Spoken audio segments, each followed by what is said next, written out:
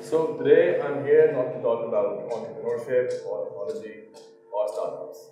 I'm here to talk about you and me, and the you and me that not many outside see. The special in us. That special bit, that special element in us that makes us different from one another. I'll start with this very interesting picture of where's Wally. As children, we've all seen this, we've all played this game where we were looking for Wally, and we knew that there's this guy who looked something like this with a striped shirt and a blue jeans and a wobbly hat. We would look for him, identify, and we win. Sadly, that's how the world looks at you and me. The world likes to attribute us with how we look like, with what we wear, with what we present ourselves to be. If someone's tall, we'll call him Lambu. If someone's dark, we'll call him Kalu. And if someone's a little rough, a little typical, we'll call him Jat. And when we do that, slowly, these friends, they ultimately start acting like a Jat or a Kalu or a Lambu. They start believing that maybe this is their identity and this is who they want to be and this is how they will be liked. In this effort to be something that you would like, they sometimes miss out on something very important. That something very important is their real self, their real potential. Now, how do they find their real potential? Today, I'm here to talk about something that's called impact. My life has always been driven by impact. Ever since I was a school kid to this date when I'm old, haggard, and bored. Look at this ground. This is a snapshot of what happened in Brazil, the World Cup final. 22 players play inside the stadium.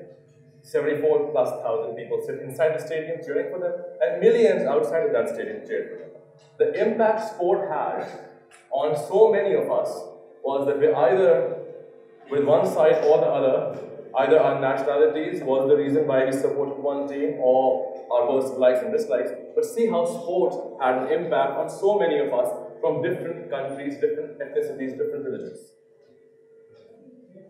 This too is a picture of impact, but it's a different sort of impact. What is there that we see different in this picture? It's this white boy, who the world may call white. He's found time out of his life and out of his schedule to come and stand in the heat and the dust of some part of South Asia, and he's trying to empower these kids. He's trying to have some impact on their lives in his own small way. So now it is up to you, totally up to you, who you want to be. Do you want to be amongst those thousands and millions who watch football and cheer for a team? Or do you want to be amongst those very few who would go out there and teach football to a few people? It's your choice. The choices you make for yourself. How do we get to impact? That's the question. For me, there are three things you do in life to get to that level of impact where you have the ability to start affecting the lives of others. First thing is clarity. What do I mean by clarity?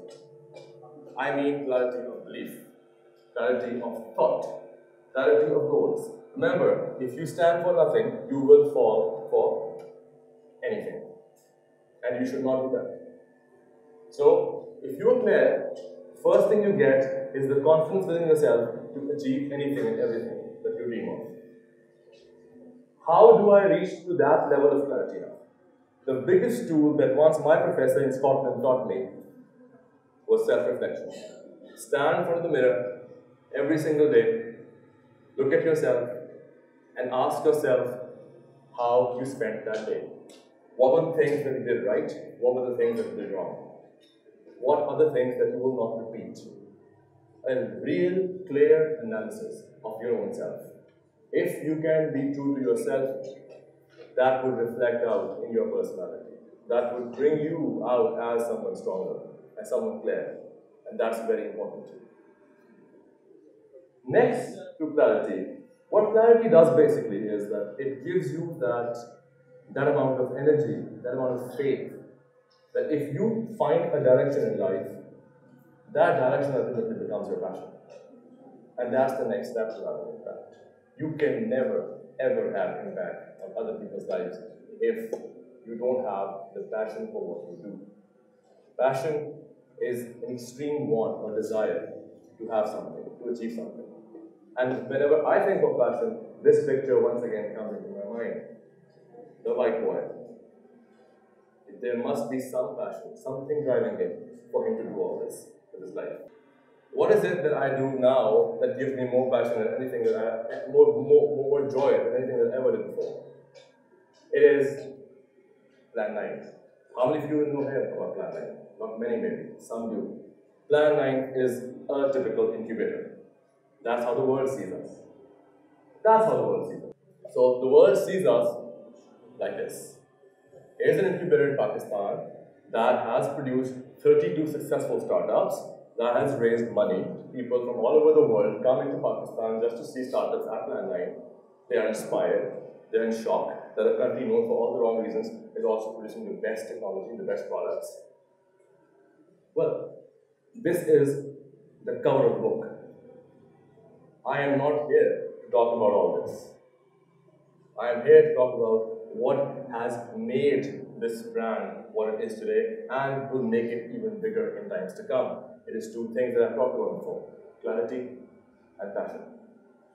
My team, myself, and all our startups are driven by two very core things. Vision. The vision is to have impact. Improve the life of those around us. Bring more joy into a country that needs joy. So we're shamelessly patriotic at that time. And we let everyone who comes from any part of the world know that yes, we are patriotic. This is a snapshot of how Plan 9 looks like. You know, for me, Plan 9 is more like Willy Wonka's, Charlie's, and Chocolate Factory. It's a happy place. It's a colorful place. It's not about technology. It's about giving hope. It's about letting people know, young people know, the 20-somethings of today, letting them know that you can have your own empire. It's about letting them know that you can be masters of your own fate. And we do that by instilling a culture of joy and happiness and confidence. And that's how we live at Plan 9.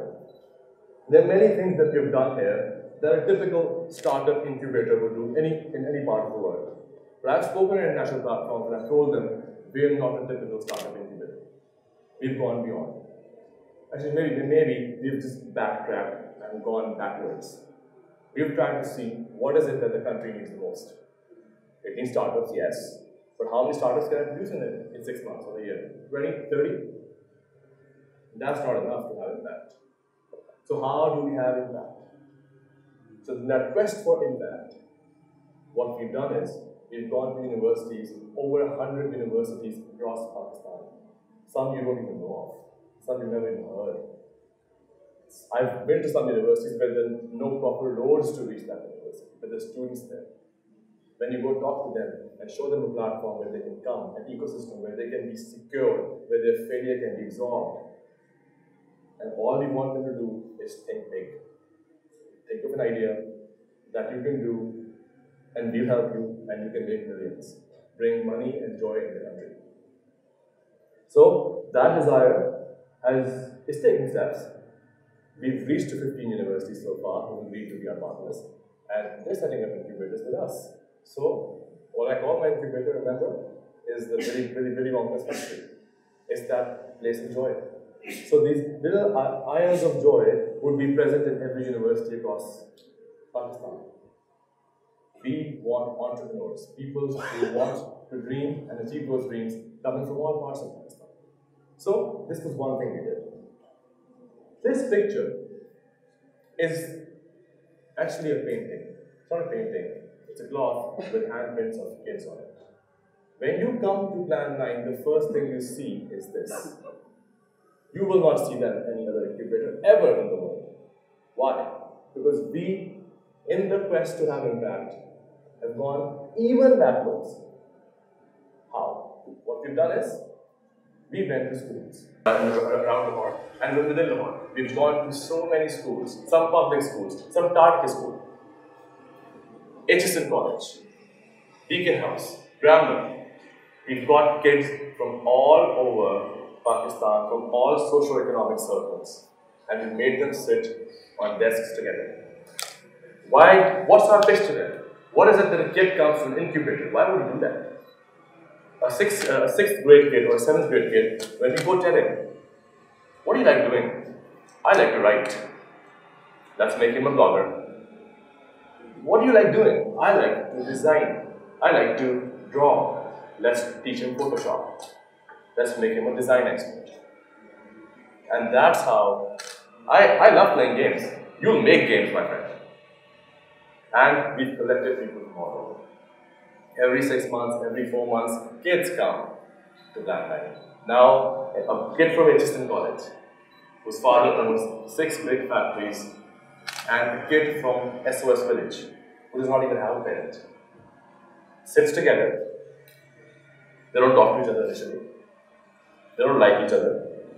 But when we give them a common goal, which is to make a game together, their success and failure is dashed. After 6 days, trust me, they're playing, they're running around, they're playing football together, they're playing cricket together, they're playing table tennis together. They become friends. They think beyond their socio-economic chains. And if that can happen, that will bring impact. That's what we feel, and that's what the difference is all about. When when you really, really want something in life, and you think about it all the time, you dream about it.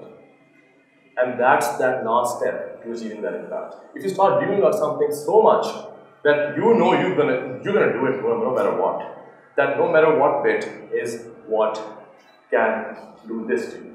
You stop thinking and you start working. You start trying. Success is a relative term. Everybody has a different definition. So I'm not going to talk about success. I'm going to talk about impact. You can have impact when you have action mixed with planning. So if you keep planning, it's not good enough. If you have action plus planning, it works. And it has worked. Now, before I come to the close of my talk, I'm going to share with you a story. One fine day, I was sitting in my office. A father comes in, a middle-aged man, knocks my door and says he needs 5 minutes. I give him those 5 minutes. He talks about his child, a kid who's 13-year-old. He's Raef. He says that Raef has all of this. He has muscular dystrophy. I'll explain what dystrophy is. Basically, his muscles are getting weaker by the day. He can't walk properly. He's an odd one out. I asked him, why did you bring him to Plan 9? It's a technology incubator. He says, because I saw that there's a vision that drives this place. And what the schools don't give, maybe this place would. It made me think about Plan 9 so differently after that. I brought that kid inside. He was stammering. He was not talking to me. He wasn't looking at me. I tried asking him the typical questions. What do you like?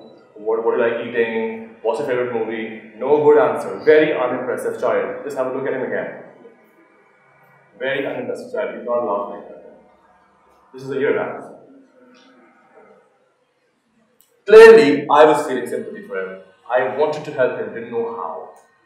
His father then just said, he likes to code. He likes to program. And I laughed at him. A 13-year-old? You serious? And out of sheer joy, out of sheer disinterest, I said, here's a board and here's a marker. Write for me an algorithm. When I was younger and I wrote that algorithm, it took me 14 lines to write that algorithm. 14 lines and at least few hours. I was still busy looking at my papers to ask him what I could ask next and what I could think about, and he puts the pen back on my table. He wrote that code in 3 lines. And it was correct. I saw talent. I requested him to join me as an intern. become the youngest intern at Plan 9. Every now and then, we used to have a chat together. He would walk with me in the corridors. I'd ask him, how's it going? What are you doing? He'd tell me, this is what I'm trying to do. I slowly started to see him coming out of that shell. He was speaking. He still couldn't walk properly. He was talking to me. And iOS was his first love. The thing he wanted the most. I want to develop iPhone apps. Okay, that's what you want to do. We'll help you do it. Today, my friends, Armasoft is a big software company based out of Lahore. Has hired him, a 13-year-old, as an iOS development lead who has people with 10 plus years of experience. And he gets a salary of over 100,000 rupees. Problem is, he does not have that count. He's only 13 years old. When he came to me with his offer letter, a few weeks back, he goes to me, here's what I've achieved. Now you know what? Now I'll be able to pay for my physiotherapy myself. I said, is the physiotherapy going to take 100,000 rupees a month? No, the rest I'm going to give out to those people who are like me and who need help. A 13-year-old, my friends. This platform, if you give such platforms to people, this is what they do. They bring the very best out of themselves. And that's how I'd like to close my talk. We are a country which is known for all the wrong reasons.